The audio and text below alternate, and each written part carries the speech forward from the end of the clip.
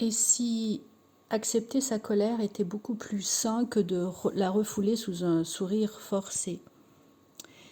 Et si cette positive attitude était justement la fondation de votre malheur?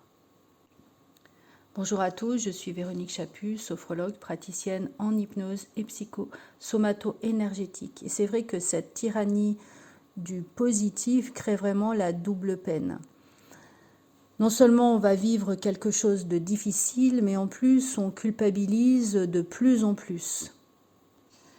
La colère, c'est vraiment un signe d'alarme, elle vient nous dire que quelque chose ne va pas, qu'il y a une limite qui a été franchie, que quelqu'un essaye de prendre le pouvoir sur nous. En tout cas, que l'injustice est présente dans ce qu'on est en train de vivre. Donc la nier, c'est un peu comme éteindre la lumière sur les voyants d'une voiture, c'est enlever la pile du détecteur de fumée. Et il faut bien différencier, faire cette distinction entre cette colère qui blesse, cette colère qui est une rage où on va détruire, où on va casser, où on va crier, hurler, et cette colère constructive, c'est-à-dire qui va poser ses limites et qui nous permet de dire non, ou en tout cas qui va nous permettre de nous mettre en mouvement pour changer ce qui doit être. Notre colère, c'est un peu comme notre GPS, elle nous dit donc attention, transgression, limite, mais aussi elle nous dit attention de ne pas te trahir toi-même, de ne pas trahir tes propres valeurs. La colère au travail, elle peut nous montrer que l'on est en train de vivre une surcharge, qu'on va sur le burn-out, c'est-à-dire que nos limites ne sont pas respectées ou que même on ne respecte pas nos limites.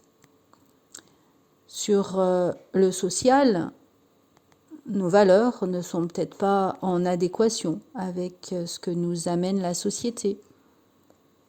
Ou la colère contre soi-même, souvent parce que on a dit oui alors qu'on voulait dire non. On est allé contre ce qui était bon pour nous. Et vraiment faire cette différence entre ces deux colères, mais on ne va pas étouffer sa colère par cette positive attitude.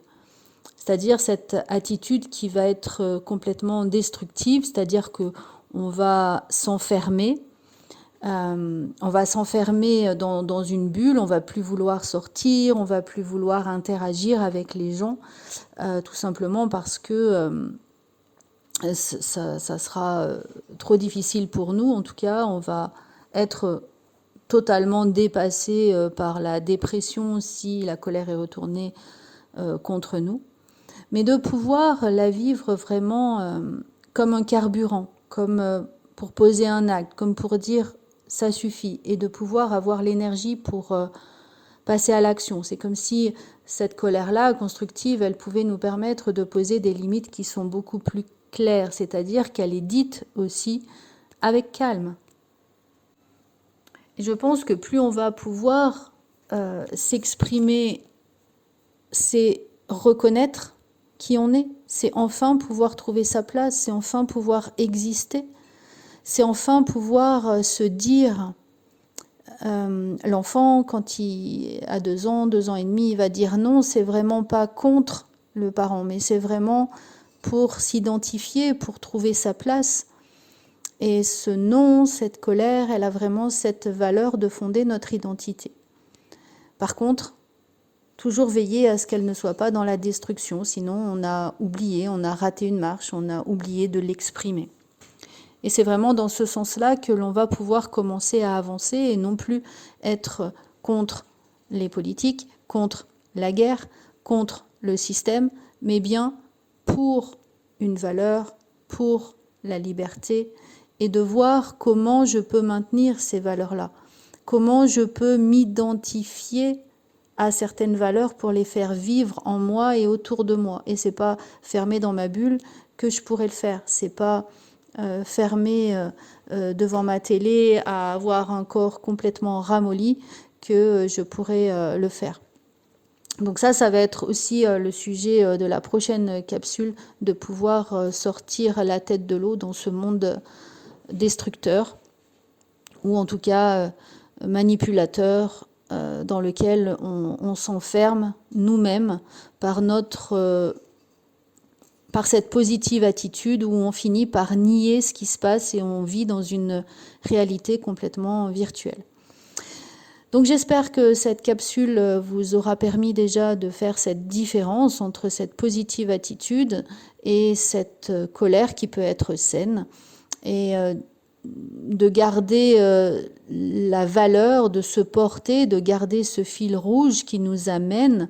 Et c'est vraiment ça, la positive attitude. C'est pas que tout soit beau, mais c'est vraiment de se dire que je donne du sens à ce que je mets en place et j'y vais de façon constructive. Et vraiment, c'est ça la positive attitude, mais certainement pas nier ma vie, nier la douleur, nier ce qui se passe, parce que ça nous enferme et ça va faire exploser le volcan dans une colère complètement destructive qui n'a aucun sens, ni pour nous, ni pour les gens qui vont la vivre. N'hésitez pas à partager en tout cas cette capsule, de pouvoir vous abonner à la chaîne, et bien sûr merci beaucoup en tout cas de partager cette vidéo à un plus grand nombre, et je vous dis à la prochaine vidéo pour parler de cette positive attitude et de cette colère par rapport à la société.